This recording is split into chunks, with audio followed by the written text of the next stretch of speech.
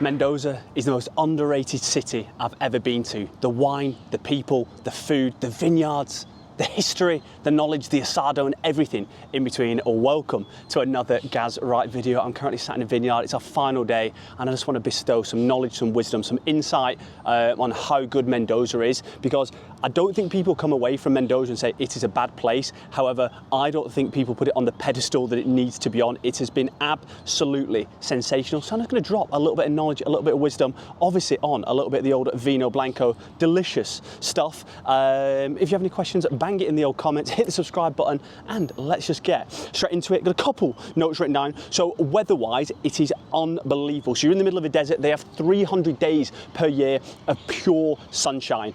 We've had a couple semi-overcast days. It's still been 33, 34 degrees every single day. Last night at 8 o'clock, and obviously we're here in like their summer months, so January, it was 29 degrees. The sun was setting in the distance. We're just sat on our little rooftop, getting a little bit of the old Vino Blanco in the bones, which is insane.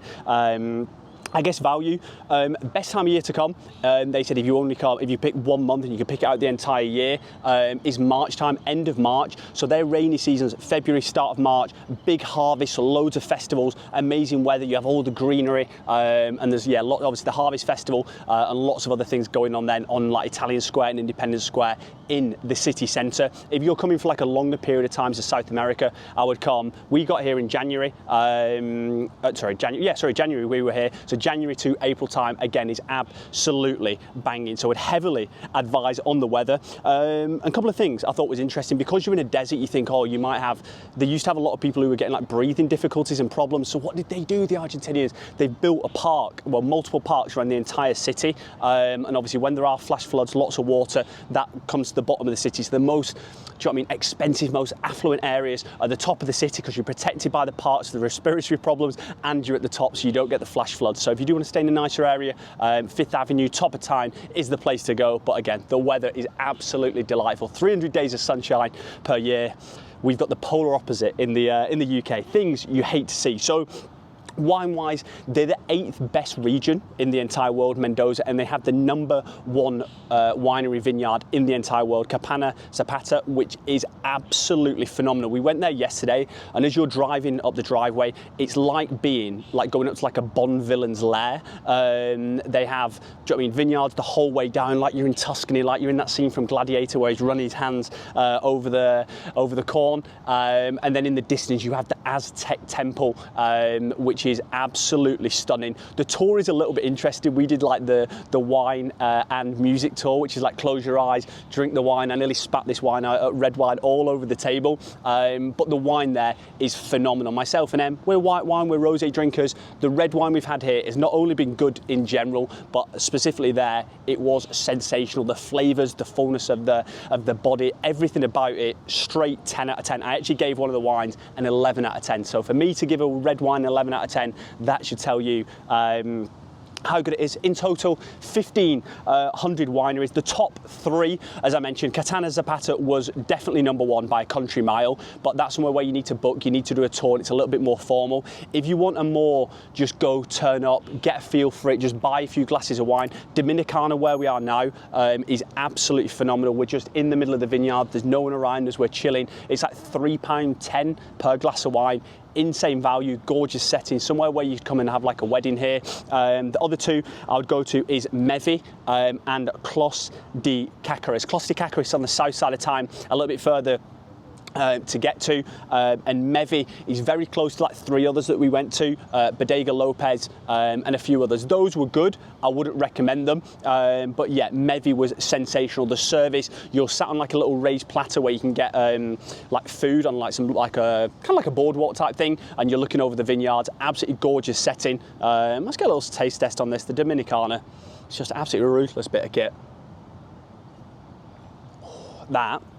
That is banging. It is a sweet wine, not what I would usually go for, but on a hot, sunny day, exactly what you need.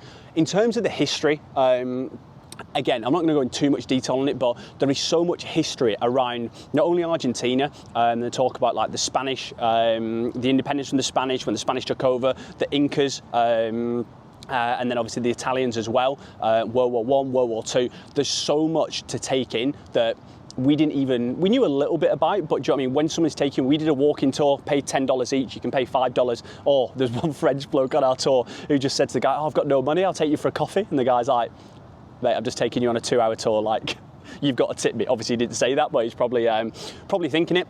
But talking you through what happened to the local people who were like persecuted, one by the Mayans who came and give them agricultural knowledge, and then obviously persecuted them for a lot of years, and then the Spanish came over and did the same, and then you had San Martin, obviously the leader of the old independence. There's mixed stories around his birth, and they were saying that oh, he was a Spanish-born person, like a noble person, and then the guy did the tour said, why would a Spanish noble person be fighting for independence for Spanish noble people? And he said the real story is that one of the high-ranking Spanish nobles married a local indigenous woman, had a kid who then went up to grow up in Spain and then came back over to liberate his people. And probably the best story about this, the Spanish were mainly based in Santiago in Chile, and he sent false messengers to say they were going to split their forces, go north, go south, and attack from both angles. So the Spanish, they sent people north, people south, and what did he do? He went straight through the Andes Mountains, the most dangerous part, and took them by surprise, lost 500 to 10% of his army in the crossing, but yeah, got there and took the city pretty easily. So yeah, very, very interesting. And then one of the things I thought was super cool as well, so as you're walking around, they have all open waterways, water systems, or irrigation, and this dates back to the 1400s, and they still operate with this irrigation system, and it obviously impacts everything here, the vegetation, and mainly the wine. So every single person has to make sure that your waterway in front, your irrigation system in front of your house is clear of rubbish, or if you have a shop and stuff like that. So yeah, that dates back over 600, 700 years, and yeah, absolutely phenomenal. And of course, the quality of the water impacts the quality of the grape. So cheers to everyone in Mendoza for just sorting us out on the old wine front. Food, it goes without saying, the food in Argentina is sensational. Asado, basically it's like having a barbecue on steroids. The flavors, the amount is absolutely ridiculous. We've got 2 recommendations. One, food-wise, dinner-wise, you want to go to El Asadito. There are 2 options on this. So there's a local option, which is on St Juan Street, or there is a tourist option on another street. Tourist option is busier, it's more expensive, not as good. Goes without saying, the locals, they know where to go. And again, we only found this out by going on the free walking tour. So yeah, definitely get yourself in there. We had this massive meat platter. We got it for 3, me and Em, and we just about finished it. And I think people here have that as like a start and then move on to like the mains. Absolutely not. The black pudding in there was the fan favorite. Silly flavors, would highly recommend. And then we've just been to Sancho, went there on the first day, been there on the final day, and possibly the best steak I've ever had. I got the 500 gram Chateaubriand, and it was absolutely monstrous. It was so big, cutting through it with a knife, but it looked like we were cutting through it with a spoon through butter.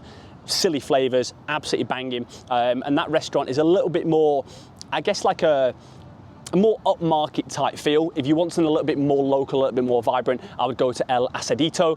Both phenomenal, but yeah, for me, the 500 gram Chateaubriand. And cost-wise as well, breakfast, I'd say we're paying about £4 for like eggs, avocado, coffee, something like that. Accommodation, we paid £12.50 a night. We've just gone somewhere super standard. I think if you went somewhere £15, £20 a night, that would give you like an absolute top place here. And then dinner-wise, or lunch or dinner, you're looking at, we paid in Sancho, which I think is like a real upmarket type place. I paid £27. Emma's was like 22 because she had obviously a smaller steak. And then wine, they're practically paying us to drink it. When you're in a little vineyard like this, it's just £3.10 a glass. We were in a place called Bodega López a few days ago, and it was £1.30 for a big 250ml large glass of wine. Absolutely scintillating from the fellas. So I've only had 2 beers since we've been here, which was at an Irish pub last night, and the beers were £2.59, buy one get one free on the porters.